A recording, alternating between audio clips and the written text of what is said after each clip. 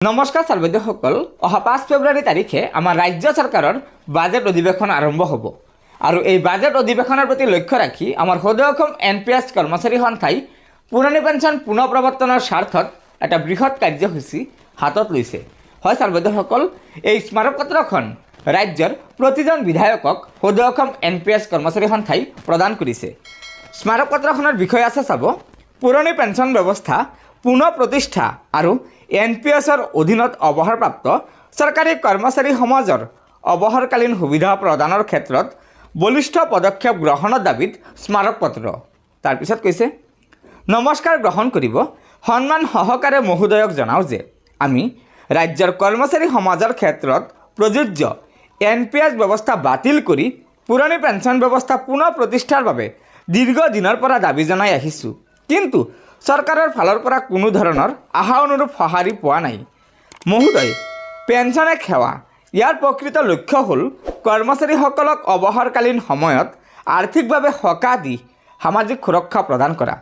ইতিমধ্যে NPSৰ অধীনত অৱসৰপ্ৰাপ্ত 10,000ৰো অধিক শিক্ষক কৰ্মচাৰীৰ অৰ্থনৈতিক দৈন্যতাৰ লগতে ক্ষমতাশালী অৰ্থনৈতিক শক্তিৰ কবলত ককবকাই থকা দেশৰ অৰ্থনৈতিক প্ৰতিচ্ছবি দেখি প্ৰতিগৰাকী কৰ্মচাৰীয়ে অৱসৰৰ সময়ত আহিবলগীয়া পৰিৱেশক ভালকৈয়ে উপলব্ধি কৰিব পাৰিছে।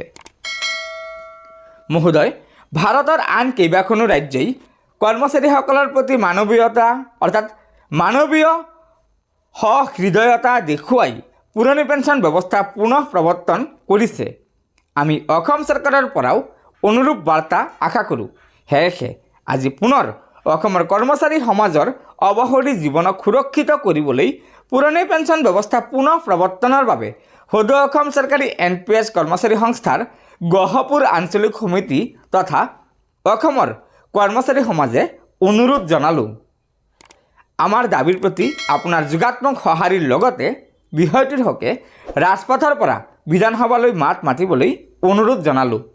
ইতি আপোনাৰ বিশ্বাসী সভাপতি সম্পাদক সদৌ অসম চৰকাৰী NPS কৰ্মচাৰী সন্থা।